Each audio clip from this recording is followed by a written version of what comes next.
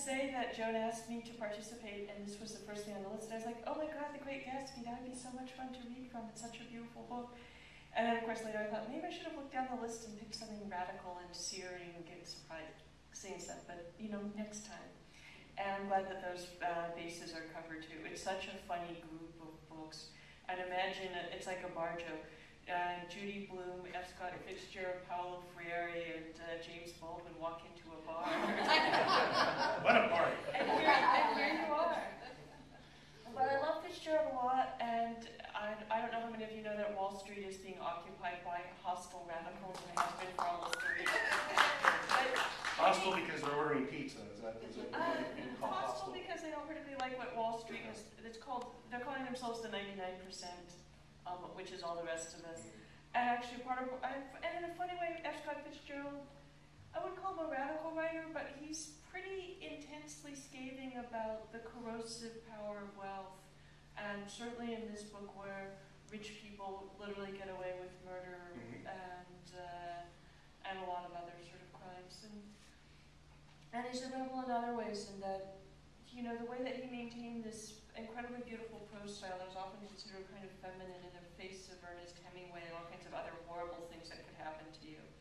And I'm somebody who was like bludgeoned with Ernest Hemingway in my early college days by professors who felt that fly fishing and Hemingway secured your masculinity even if you liked books.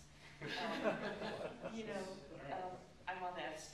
I'm for flowery prose and lots of metaphors and long sentences and not too much muscularity in your language. So, and there are passages in F. Scott Fitzgerald that I've always remembered. Can I start? Sure, please, absolutely. This is from the early part of the book. We walked through a high hallway into a bright rosy-colored space, fragilely bound into the house by French windows at either end. The windows were ajar and gleaming white against the fresh grass outside that seemed to grow a little way into the house. A breeze blew through the room, blew curtains in at one end and out the other like pale flags, twisting them up toward the frosted wedding cake of the ceiling, and then rippled over the wine-colored rug, making a shadow on it as wind does on the sea. The only completely stationary object in the room was an enormous couch on which two young women were buoyed up as though on an anchored balloon. They were both in white, and their dresses were rippling and fluttering as if they'd just been blown back in after a short flight around the house. I must have stood for a few moments listening to the whip and snap of the curtains and the groan of a picture on the wall. Then there was a boom as Tom Buchanan shut the rear windows, and the caught wind died out about the room, and the curtains and the rugs and the two young women ballooned slowly to the floor. And it's just such a kind of fanciful description, but Tom's shutting out the wind, and the sense of effervescence about the young woman. Actually, it actually does some real work as well as being such a memorable image and pleasure to read. And so in a couple more shortish passages, and from towards the very end. And even when the East excited me most, even when I was most keenly aware of its superiority to the bored, sprawling, swollen towns beyond the Ohio, with interminable inquisitions which spared only the children and the very old, even then it always had for me a quality of distortion.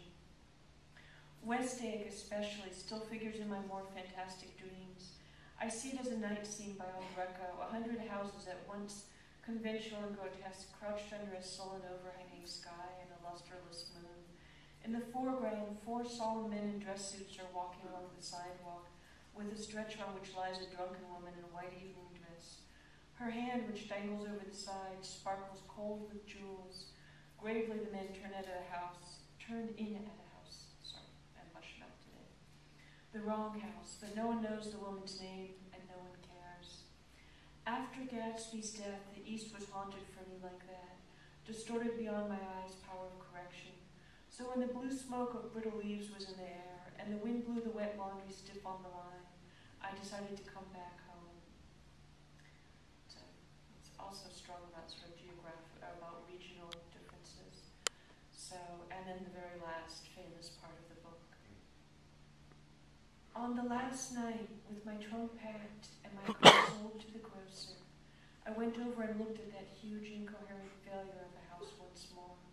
On the white steps, an obscene word, scrawled by some boy with a piece of brick, stood out clearly in the moonlight, and I erased it, drawing my shoe raspingly along the stone. Then I wandered down to the beach and sprawled out on the sand. Most of the big shore places were closed now, and there were hardly any lights except the shadowy moving glow of a ferry boat across the sound. And as the moon rose higher, the inessential houses began to melt away, until gradually I became aware of the old island here that flowered once for Dutch sailors' eyes, a fresh green breast of the new world. Its vanished trees, the trees that had made way for Gatsby's house, had once pandered in whispers to the last and greatest of all human dreams. For a transitory, enchanted moment, man must have held his breath in the presence of this continent, compelled into an ascetic contemplation he neither understood nor desired, face to face for the last time in history with something commensurate to his capacity for wonder. And as I sat there brooding on the old unknown world, I thought of Gatsby's wonder when he first picked out the green light at the end of Daisy's dock. He had come a long way to this blue lawn, and his dream must have seemed so close that he could hardly fail to grasp it.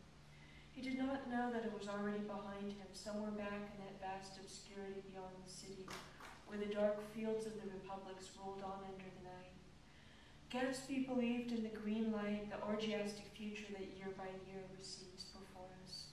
It eluded us then, but that's no matter. Tomorrow we will run faster, stretch out our arms farther, and on one fine morning.